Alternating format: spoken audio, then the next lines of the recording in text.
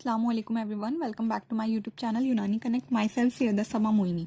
So till now we have studied till this particular topic मौसम की शिद्दत में कवी इलाज, और अब हम पढ़ेंगे कवी इलाज में आनत यानी असिस्टेंस क्या होती है उसके बारे में आज हम बात करने वाले हैं. So let's start the video. तो हमारा टॉपिक है कवी इलाज में आनत यानी असिस्टेंस. दवाएं मालूफ की तब्दीली यानी असर करने वाली जो दवा है उसको चेंज करते रहना चाहिए. अब इसका मतलब क्या है कि बहुत सारी रिसर्चेज हुई हैं, उसके बाद ये बात साबित हो चुकी है अब कि अगर हम एक दवा को कंटिन्यूसली यूज़ करेंगे तो उसका असर धीरे धीरे कम होता चला जाता है. तो इस बारे में जो हमारे शेखुर रईस हैं उनका ये कहना है कि ये जो उसूल है कि एक दवा जो है वो बार बार यूज़ करी जा रही है और उसके बाद उसका असर कम हो जा रहा है, एक वक्त ऐसा आता है कि उसका असर बिल्कुल ख़त्म हो जाता है. इस बारे में शेख कहते हैं कि हमें ये नहीं करना चाहिए जब हम इलाज कर रहे हैं किसी मर्ज़ का, तो हमें ये नहीं करना चाहिए कि हम एक ही दवा को तब तक इस्तेमाल करें जब तक कि वो अपना असर करना बंद कर दे, बल्कि हम दवा को बदलते रहें. ये इस लाइन का मतलब हुआ. ये शेखुर रईस का उसूल है जो हमें उन्होंने सिखाया है, क्योंकि इससे क्या होगा, एक टाइम ऐसा आएगा कि कोई भी जो दवा है एक पर्टिकुलर डिजीज़ की वो उसके ऊपर काम नहीं करेगी, तो फिर हमारा जो उसूल इलाज है वो पूरा गलत हो जाएगा. इसलिए एक मुआलिज को इस बात का ख्याल रखना चाहिए कि वो दवाओं को तब्दील करता रहे ताकि जो पेशेंट है वो दवाओं का आदी ना हो और दवाएं उस पर असर करती रहें. तो इसे अब हम लिखते हैं. ये बात साबित है कि दवा का अमल एक अरसे तक इस्तेमाल करने के बाद कम हो जाता है और इसका इलाज मुआलजा यानी इलाज करते वक्त ज़रूरी है. ठीक है, इसका लिहाज रखना हमें ज़रूरी है. ये जो है हमारा रूल है. अब हम लिखेंगे कि शेखुर रईस ने क्या फरमाया.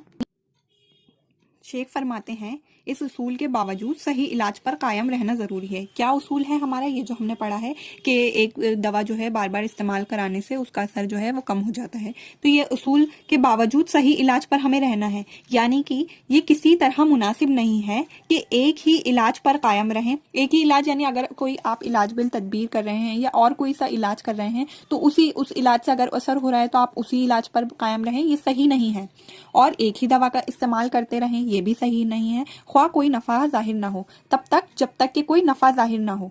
ठीक है, तो ये ज़रूरी नहीं है, बल्कि ये ज़रूरी है कि नफ़ा ज़ाहिर होने पर हम दवा को बदलते रहें.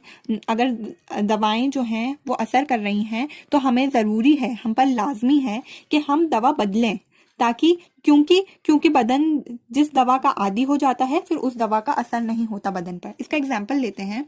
जैसे कि आप समझिए कि कोई शख्स है जो अफ्यून का इस्तेमाल करता है या कोई ऐसे नशीली चीज़ का इस्तेमाल करता है और उसे नींद नहीं आती है या कोई भी वजह है जिसके लिए वो नशीली चीज़ का इस्तेमाल करता है. तो फिर क्या होगा, एक टाइम ऐसा आएगा ना तो वो उसके अंदर नमनेस पैदा करेगी यानी कि सुनपन पैदा करेगी, ना उसे नींद आएगी.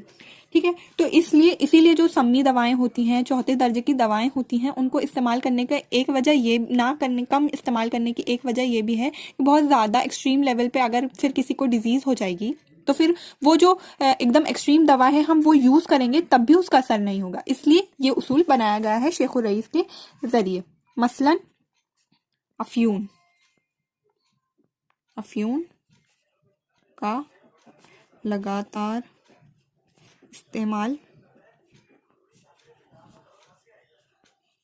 उसके असर को ख़त्म कर देता है. ठीक है, ये इसका एग्जाम्पल हो गया. Now let us talk about the next topic, that is इलाज में तस्कीन दर्द मुकद्दम है. यानी कि अगर आपको इलाज करना है तो सबसे पहले अगर जो पेशेंट है उसके दर्द हो रहा है तो आपको क्या करना है, वो सबसे पहले उसके दर्द को सुकून देना है, तस्कीन देनी है. मुकद्दम का मतलब होता है सबसे अव्वल, सबसे पहले आता है. ठीक है, तो ये वाला टॉपिक अब स्टार्ट करते हैं. तो इलाज में तस्कीन दर्द मुकद्दम है. तस्कीन माने होता है सुकून देना और मुकद्दम यानी अव्वल है, यानी सबसे पहला जो हमारा मोटिव होना चाहिए वो दर्द को दूर करना होना चाहिए, क्योंकि मरीज़ को सुकून देना है हमारा मेन मोटिव. ठीक है, तो सबसे पहले इसकी जो 3 शेखुर रईस हैं उन्होंने इसकी 3 सूरतें बताई हैं कि मर्ज़ और दर्द एक साथ हों तो इसकी 3 सूरतें हो सकती हैं. एक तो ये हो सकता है कि मर्ज़ और दर्द दोनों अलग अलग आज़ा में हो और दोनों का सबब भी अलग अलग हो. ठीक है, यानी कि इसका एग्जाम्पल क्या हम अभी बात करेंगे आगे. ठीक है, सेकंड है हमारा कि जो दर्द हो रहा है उसकी वजह से मर्ज हो, जो दर्द हो रहा है उसकी वजह से मर्ज हो. और थर्ड हमारी कंडीशन है जो मर्ज है उसकी वजह से दर्द हो. ठीक है, ये हमारी 3 कंडीशन हो गई. अब हम इसके एग्जाम्पल लेते हैं. पहला जो हमारा था मर्ज और दर्द जो है अलग अलग आज़ा में हो और सबब भी अलग अलग हो। तो इसका एग्जाम्पल हम लेते हैं, जो आशूब चश्म होता है, आँखों के अंदर जो प्रॉब्लम होती है, और दर्द सर जो होता है, दोनों अगर एक साथ हो जाएं तो ये क्या होगा, मर्ज भी अलग अलग है और दर्द मतलब अलग अलग आज़ा में है, और दर्द का जो सबब है, कॉज है, वो भी अलग अलग है। ये इसका एग्जाम्पल हो गया।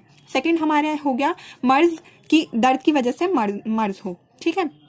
और जो है इसका एग्जाम्पल होता है कि कूलंज यानी कि कॉलिकी पेन जो होता है हमारा, और गशी यानी बेहोशी, यानी कि दर्द, कूलंज का जो दर्द होता है उसकी वजह से जो पेशेंट होता है उसे बेहोशी आ जाती है। तो ये दर्द तो दर्द तो वो हुआ, कॉज हुआ किसका, मर्ज का। गशी एक बीमारी है, ठीक है, तो दर्द क्या हुआ, मर्ज की वजह हुई। सेकंड कंडीशन हो गई।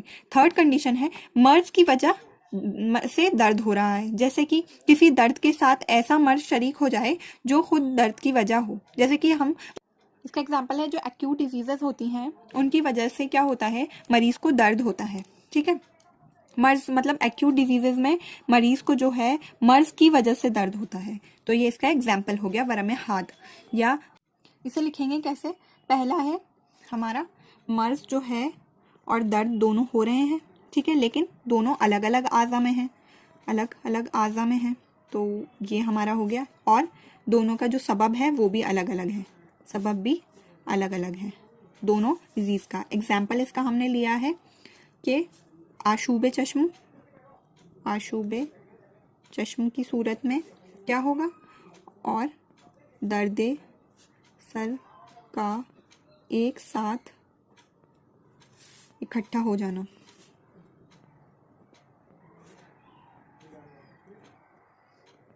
सेकंड है कि मर्ज भी हो और दर्द भी हो, जाहिर सी बात है, सॉरी यहाँ पे गलत लिख दिया, मर्ज भी हो प्लस दर्द भी हो, लेकिन जो दर्द है उसकी वजह से मर्ज हो, जैसे कि जो दर्द है उसकी वजह से मर्ज हो, जैसे कि इसका एग्जाम्पल क्या हुआ, इसका एग्जाम्पल हुआ मसलन ऐसा, मसलन कूलंज और गशी यानी बेहोशी, ठीक है। तो गशी क्या है, मर्ज है, और कूलंज क्या है हमारा, दर्द, ठीक है। तो दर्द की वजह से मर्ज हो रहा है, तो ये क्या है, इसका सेकंड टाइप है। और थर्ड टाइप जो है हमारा वो है मर्ज की वजह से दर्द होना, मर्ज की वजह से दर्द होना। इसकी मिसाल मैंने बताई अमराज़े हाद में, अमराज़े हाद के अंदर यानी एक्यूट डिजीजेस, ठीक है। तो अब ये तो हमने कंडीशन पढ़ ली कि ये कंडीशन है, इनके अंदर दर्द और मर्ज जो है वो साथ में आते हैं। अब हम इनका इलाज कैसे करेंगे उस बारे में हम बात करते हैं। जब कोई ऐसा हो कि क्या बोलते हैं, ऐसी कंडीशन हो इन तीनों में से, तो हमें क्या करना चाहिए, मुखद्दरात का इस्तेमाल करना चाहिए, यानी कि जो नमनेस पैदा करने वाली दवाएं हैं उनका इस्तेमाल करना चाहिए, और तस्कीन दर्द करना चाहिए। ऐसा क्यों करना चाहिए, क्योंकि दर्द बहुत ज़्यादा है और तबीयत बहुत कमज़ोर है, ठीक है। और तबीयत कमज़ोर है तो हमारी जो बॉडी की क़ुव्वत मुदाफ़अत होती है, इम्यूनिटी होती है, वो भी कमज़ोर हो जाती है। और फिर उसके बाद क्या होता है, जहाँ वहाँ पर मौजूद जो भी वेसल्स होती हैं ना, वो कुशादा हो जाती हैं, ठीक है, यानी वो बड़ी हो जाती हैं। उनके बड़े होने से फिर क्या फ़र्क पड़ता है, उनके बड़े होने से जो ऑर्गन है उसके ऊपर वो प्रेशर डालती हैं। जाहिर सी बात है, एक सीधी लाइन जा रही है, एक ऑर्गन है, एक सीधी वेसल जा रही है, वो उसके ऊपर असर नहीं डाल रही है। लेकिन जब वो बड़ी हो गई तो वो क्या करेगी, वो ऑर्गन पे प्रेशर डालेगी। उसकी वजह से क्या होता है, या तो वो जो मर्ज है वो इतना बढ़ जाता है कि फिर वो उसको ठीक होने में काफ़ी ज़्यादा टाइम लगता है, या फिर क्या होता है, दूसरा मर्ज जो होता है वो हो जाता है पेशेंट को। तो फिर हमें क्या करना चाहिए, हमें करना ये चाहिए कि हमें उसको मुखद्दरात देना चाहिए, उसे नमनेस पैदा करनी चाहिए, ताकि जो है उसका इजाला कर सकें हम, असल सबब का इजाला कर सकें। दूसरा, हम जो हमारा मरीज़ है उसको सुकून दे सकें, ठीक है। और जो अगर ऐसा हो जाएगा, मान लीजिए कि जो तबीयत है हमारी, फिर क्या होगी, अगर हमारा मर्ज जो है वो बढ़ जाएगा या फिर क्या नया मर्ज पैदा हो जाएगा, तो हमारी जो तबीयत है ऑलरेडी कमज़ोर है, फिर उसके ऊपर और प्रेशर बढ़ जाएगा, और उसकी जो तवज्जो होगी, अगर दूसरा मर्ज आ गया तो उसके ऊपर चली जाएगी, जो हमारा मेन मर्ज है उस पर से हट जाएगी। तो हमें इस बात का ख्याल रखना चाहिए कि हम मुखद्दरात का इस्तेमाल कराएं, और लेकिन धीरे धीरे इस्तेमाल कराना चाहिए, बहुत ज़्यादा मुखद्दरात का इस्तेमाल नहीं कराना चाहिए, इस बात का भी ख्याल रखना है। तो ये हो गया हमारा इलाज में तस्कीन दर्द मुकद्दम है। ठीक है, इसे हम लिख लेते हैं। तो जो ऊपर दी गई हुई सूरतें हैं यानी मज़कूरा सूरतों में मुखद्दिरात से तस्कीन दर्द करना चाहिए। यानी मुखद्दिरात के बारे में मैं कई बार बता चुकी हूँ, ऐसी दवाएं जो खदर पैदा करती हैं, नमनेस पैदा करती हैं, उनसे हमें सुकून देना चाहिए दर्द के अंदर, इसलिए कि दर्द मुहल्लिल कवी है और तबीयत कमज़ोर है। क्योंकि ऐसा इसलिए करना चाहिए क्योंकि दर्द ज़्यादा है और हमारी जो तबीयत है वो कमज़ोर। दर्द की वजह से तबीयत की क़ुव्वत मुदाफ़ियात कमज़ोर हो जाती है और दर्द जो होता है उसकी वजह से हमारी तबीयत की जो प्रॉपर्टी होती है, इम्यूनिटी पावर, वो कमज़ोर हो जाती है। मकामी शराइन यानी कि जो वहाँ पे मौजूद जो वेसल्स हैं वो बड़े हो जाते हैं क्योंकि मकाम माऊफ यानी इफेक्टेड पार्ट जो है उस वहाँ पर क्या हो जाता है, वहाँ पर मवाद भर जाता है, वहाँ पर डिपॉजिशन ऑफ फ्लूइड हो जाता है।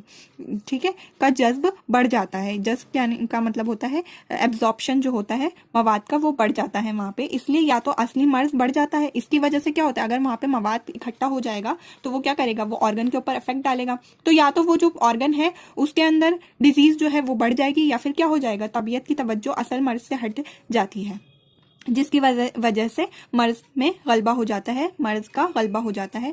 तो ये हमने पढ़ लिया। अब इसके बाद हम पढ़ेंगे कवी मुखद्दिरात से परहेज कैसे ज़रूरी है, और जो हमारी सेंसरी पावर है उस अगर वो बढ़ जाए तो उसकी हम इस्लाह कैसे करें, और इलाज नफसानी, हमारे 3 और टॉपिक हैं इसी कवी इलाज में अयानत के। तो ये हम नेक्स्ट पार्ट में देखेंगे, इसके सेकंड पार्ट में। अगर आपको मेरा वीडियो और मेरा कंटेंट अच्छा लगा हो तो आप प्लीज़ मेरे चैनल को लाइक, सब्सक्राइब और शेयर करें। और अगर कोई क्वेरी हो तो टेलीग्राम और इंस्टाग्राम पर मुझे मैसेज कर सकते हैं। Thanks for watching.